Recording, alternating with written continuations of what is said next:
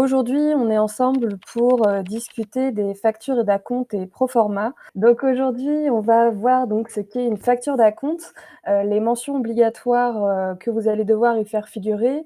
Si vous êtes assujetti à la TVA, est-ce que ça va changer quelque chose concrètement, sur votre facture? Ensuite, pour ceux qui ont déjà vu ce nom-là, pro forma, qu'est-ce que c'est? Donc je vais vous expliquer en quelques mots, à quoi ça correspond. Et pour finir, je vous expliquerai ce qu'il faut savoir concernant la conservation, de vos documents. Qu'est-ce qu'une facture, d'acompte? Parce que c'est le sujet du jour. Donc en quelques mots, une facture d'acompte, c'est, une facture qui va avoir une valeur légale, donc c'est une pièce comptable que vous allez, proposer à vos clients afin de bien valider lorsque vous avez une prestation ou un service que le client vous a demandé de faire une facture d'acompte. Ça va permettre de lui proposer de payer une partie de votre prestation, de votre service en amont pour, sécuriser, la prestation pour qu'à la fin de la prestation, vous paye le solde de la prestation. Je suis désolée, je dis beaucoup prestation. N'hésitez pas à me couper si c'est pas clair, mais voilà, c'est une pièce comptable lorsque vous établissez ce document-là, il a une valeur légale et il va permettre de valider lorsque vous effectuez une prestation ou une transaction, un acompte en amont et vous finirez par recevoir un solde de la part, de votre client. Donc pourquoi on va devoir faire une facture d'acompte? Donc comme je le disais, lorsque un client vous contacte pour recevoir une prestation, un service de votre part, vous pouvez, dans certains cas de figure, lui demander de recevoir un acompte au préalable. Donc un acompte, c'est le fait de recevoir un pourcentage en amont de la prestation ou du service que vous allez proposer à votre client. Ça va permettre, dans le cas où, je ne sais pas, vous faites des travaux pour le compte d'un client, de couvrir des coûts qui pourraient être élevés en fonction du service que vous allez lui proposer. Donc, quand vous faites des travaux, des fois, vous allez devoir acheter de la marchandise, ce genre de choses. Le fait de demander un acompte à votre client, ça va permettre en fait de couvrir ce coût élevé pour la suite. Donc, ça pourrait permettre d'éviter d'avoir parfois des frais qui n'étaient pas pris en compte ou autre. Donc, le fait de demander un acompte, ça permet de sécuriser ça, pardon. Ça va éviter aussi, lorsqu'on fait un acompte, de sécuriser votre commande, parce que ça veut dire que votre client est engagé, lorsqu'il va commencer à payer votre acompte, à payer la totalité de la prestation que vous lui proposez. Et ça le sécurise lui, dans le sens où s'il paye un acompte, vous, en tant qu'auto-entrepreneur, vous êtes obligé de produire la prestation pour laquelle il vous a payé cet acompte-là. Donc ça va dans les deux sens. Ça sécurise et le client et ça vous sécurise vous en tant que micro-entrepreneur.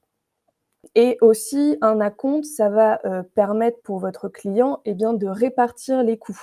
Parce qu'il se peut que parfois, le coût de votre prestation soit relativement élevé pour le client. Et le fait de payer un acompte, ça va permettre de répartir les coûts de la prestation dans le temps. Donc c'est plutôt intéressant dans ce cas de figure. Et donc surtout, si vous proposez des travaux, c'est ce que je disais, de demander un acompte au préalable, ça permet en fait de couvrir les coûts élevés qui seraient nécessaires pour la réalisation du service que vous allez proposer. Donc comment vous allez devoir établir une facture d'acompte? Eh bien, je ne sais pas si vous avez participé à notre web flash sur les factures qu'on a fait il y a quelques semaines. N'hésitez pas à le dire en commentaire.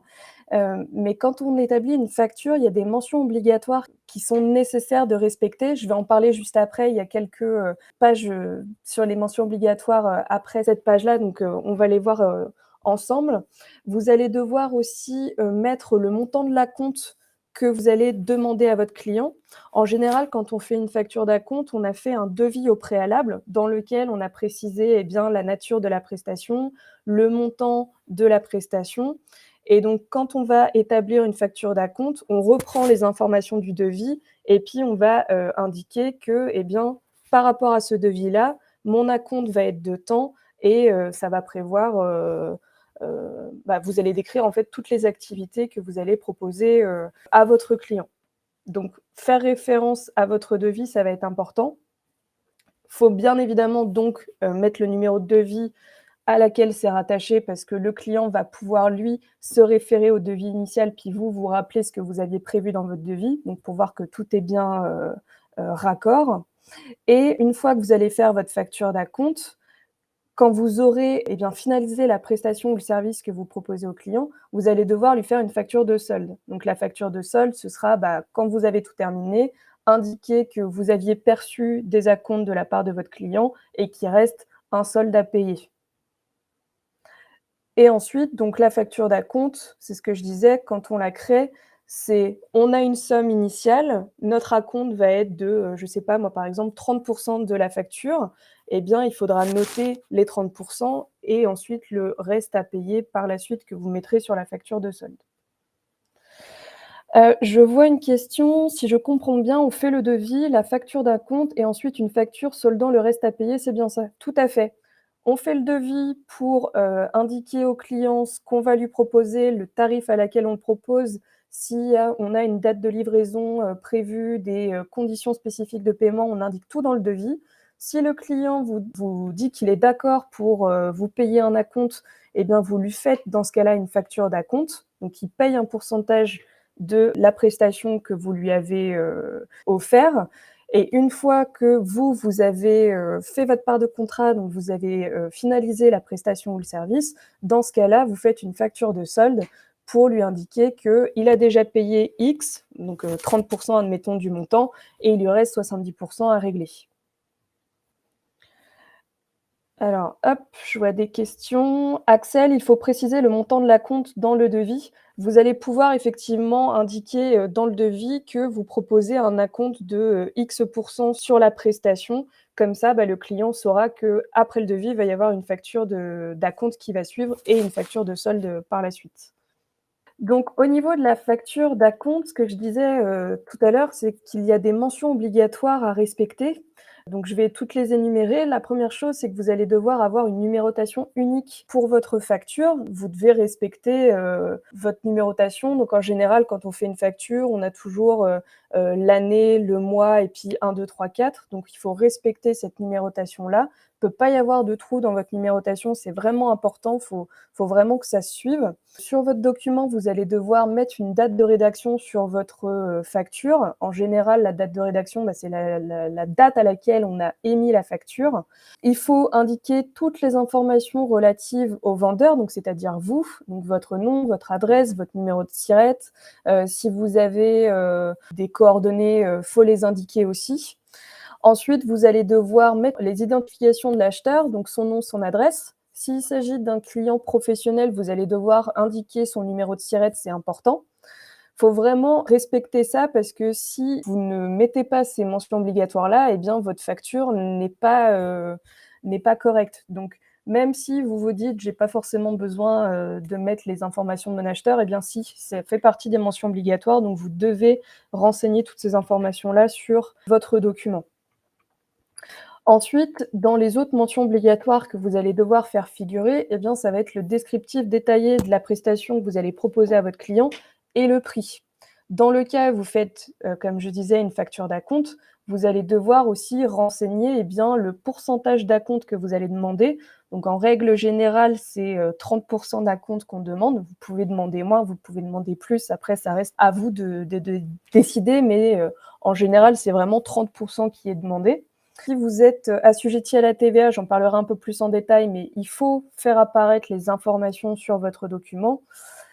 Si donc c'est une facture d'acompte, vous devez noter que c'est une facture d'acompte. Si c'est une facture de solde, vous indiquez facture de solde. Donc en général, quand on fait ça, un document, vous avez le libellé, donc facture d'acompte, facture de solde, suivi du, numéro de votre facture qui lui est propre. Ça permet de différencier et de savoir que, la facture d'acompte, c'est celle que vous donnez à votre client avant de réaliser la prestation et qui permet de sécuriser, la prestation que vous proposez. La facture de solde, elle vient après la facture d'acompte et c'est celle qui vient finaliser la prestation en indiquant toutes les informations relatives, aux acomptes qui ont été, donnés, les différents éléments que vous avez eu, à faire et cetera. Il faut vraiment que vous notiez ces informations-là et pour finir, quand vous allez établir les factures d'acompte et factures de solde, il faudra toujours les faire en 2 exemplaires. En donner un à votre client et en conserver un pour vous. Comme ça, si le client vous dit: «Bah oui, mais on avait défini telle ou telle chose», d'avoir la facture avec vous, ça vous permettra de tout valider, avec lui et d'éviter, des litiges ou des impayés, ce genre de choses. Quand on est assujetti à la TVA, il faut indiquer obligatoirement sur votre facture votre numéro de TVA intracommunautaire.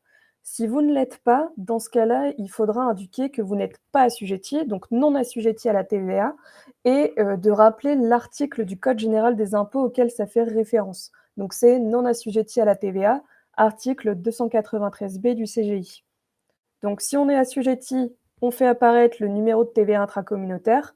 Si on ne l'est pas, on indique non assujetti à la TVA, article 293 B du CGI. Et donc si vous êtes assujetti à la TVA, vous allez devoir, en plus de faire apparaître les informations sur la TVA, mentionner sur la prestation, le service rendu, la TVA, le pourcentage de TVA. Donc si vous demandez un acompte à votre client dans le cas d'une facture d'acompte, vous allez devoir, sur le pourcentage d'acompte que vous demandez, mettre la TVA que vous devez appliquer en fonction du produit, service que vous proposez. Il y a un cas de figure dans lequel on ne va pas demander la TVA sur une facture d'acompte, c'est dans le cas où vous allez proposer de la livraison de biens.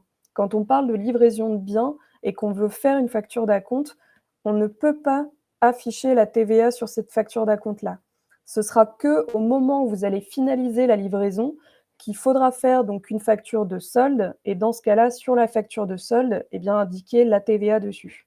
Si on est assujetti à la TVA, mettre les informations relatives à la TVA, donc notre numéro intracommunautaire, faire la TVA sur les acomptes prestations qu'on a demandé à notre client.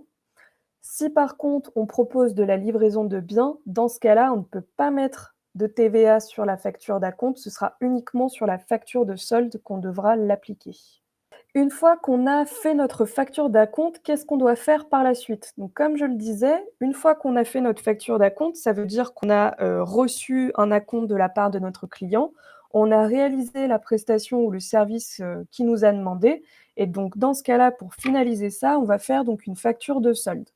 La facture de solde, elle va reprendre toutes les informations qui étaient sur le devis, toutes les informations qui concernaient les factures d'acompte, pour, dans le document, indiquer ce qui reste à payer à notre client.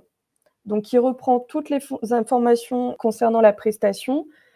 Si on avait fait une facture d'acompte, il faut indiquer quand est-ce qu'on a perçu le paiement de la part du client, la méthode de paiement, la date, et cetera. Il faut vraiment tout indiquer sur la facture de solde et donc de mettre le montant, le restant à payer sur la facture. Il faut vraiment faire attention à ça parce que ça va permettre en fait de tout revalider avec le client et le client, il va savoir que votre prestation initiale, elle était de temps, il avait déjà payé votre facture d'acompte à telle date et donc il lui reste X à payer par la suite. Et bien évidemment, sur une facture de solde, il faut respecter les mêmes mentions obligatoires que je vous ai indiquées juste avant, donc la numérotation, indiquer donc la date de rédaction, mettre le numéro de TVA intracommunautaire si vous êtes assujetti à la TVA, sinon mettre que vous n'êtes pas assujetti, et cetera, et cetera. Pour la proforma, je voulais vous parler de ce document-là parce que c'est vrai qu'on peut parfois le voir apparaître, mais on ne sait pas trop à quoi il sert. Une proforma, c'est ce qu'on appelle une facture pour la forme. Donc ça n'a pas vraiment de valeur légale ni de valeur comptable, mais ça va permettre, d'informer le client sur, une prestation qu'on peut lui proposer, s'il y a des informations particulières, des frais de livraison à connaître, des informations concernant le paiement et si vous établissez une proforma à votre client, ça va lui permettre c'est à cheval entre un devis et une facture, ça va lui permettre de savoir ce que vous pouvez lui proposer. Donc ça fait pas office de devis, ça fait pas office de facture, mais ça permet de dessiner les contours de la prestation que vous pouvez proposer à votre client. Donc il faudra faire, attention si vous décidez d'établir ce document-là et que, le client vous le retourne signé, ça fait pas office de pièce comptable. Il faudra soit lui faire un devis, soit lui faire une facture parce que, c'est pas «officiel» entre guillemets comme documentation. C'est plus utilisé la proforma lorsque vous allez faire des envois à l'étranger, admettons qu'il y a de la douane, fournir une facture proforma sur votre colis, ça va permettre à la douane de savoir, ce qui a été, entre guillemets «proposé au client». Donc pour le dédouanement, ça facilite, mais après c'est pas une pièce comptable en tant que telle. Alors Sandra, c'est en quelque sorte une fiche de renseignement. La proforma, oui, c'est un peu ça. C'est un document informatif qui va permettre de valider toutes les informations, mais légalement parlant, ça a pas de valeur. Donc c'est très peu utilisé, mais il se peut que, bah, vous ayez déjà vu ce terme-là, donc ça vous permet de savoir un peu plus sur cette pièce-là. Sachant aussi que j'ai marqué numérotation différente, avoir une numérotation à part pour la proforma, tout comme, pour les autres numérotations, je l'ai pas expliqué pour les autres, pièces. Quand on fait une facture, donc c'est une numérotation qui est unique, mais ça va être unique par rapport à au type de facture que vous faites. Donc une facture d'acompte, va y avoir la facture d'acompte 1, 2, 3, 4, la facture de solde, va y avoir la facture de solde 1, 2, 3, 4. Vous voyez, c'est à chaque fois, c'est une numérotation par chaque, type de document que vous allez faire. Il ne pourra pas en fait y avoir la même numérotation, puisque de toute façon, en général, quand on établit des documents, on met toujours DEF si c'est un devis, facture d'acompte, donc ce sera facture d'acompte, facture tout court, c'est facture tout court, etc. Donc ça se ressemblera, même si votre numérotation semble identique, comme vous mettez la distinction à chaque fois sur le début de chacune de des documents que vous allez faire, bah, ce ne sera pas les mêmes numéros. Parce qu'il me semble que quelqu'un a posé la question, Johan, la numérotation doit être successive, toutes factures confondues, ou il faut faire une distinction facture d'un compte, facture de seule facture. Bah, c'est ce que je disais justement à chaque fois. Comme vous mettez pas le même début de numérotation, bah, c'est des numérotations qui sont distinctes, mais il faudra quand même respecter la numérotation à l'intérieur. Et donc pour finir, ce que je voulais vous parler, c'était de la conservation des documents. Il faut savoir qu'en France, vous êtes obligé de conserver vos documents pour une période de 10 ans. Donc ça en va des devis, factures. Donc facture d'acompte, facture de solde, et si vous établissez des proformas, bah, faut les conserver pour une durée de 10 ans. Il faut que vous stockiez vos factures soit de façon physique, donc papier, soit de façon numérique sur des serveurs, mais il faut que ce soit obligatoirement fait en France. Donc si vous optez pour le stockage numérique, il faudra faire attention à ce que les serveurs de stockage que vous utilisez soient basés en France. C'est vraiment important, c'est dans la loi, c'est demandé. Vous n'allez pas pouvoir stocker des informations sur des serveurs qui sont, je sais pas moi, aux États-Unis ou autre. Il faut vraiment que ce soit stocké en France. Et si vous n'êtes pas en capacité de montrer tous les documents en cas de contrôle, ou s'il y a des trous dans la numérotation, ce genre de choses, bah, vous pourriez avoir une amende qui va de 1 500 à 25 000 € selon bien le problème rencontré. Alors je ne vous dis pas que pour une numérotation une fois, une facture manquante, vous n'allez peut-être pas avoir 25 000 € d'amende, mais il faut faire attention à pouvoir, si vous êtes contrôlé, montrer tous les documents que vous avez établis pour le compte de vos clients. C'est vraiment important.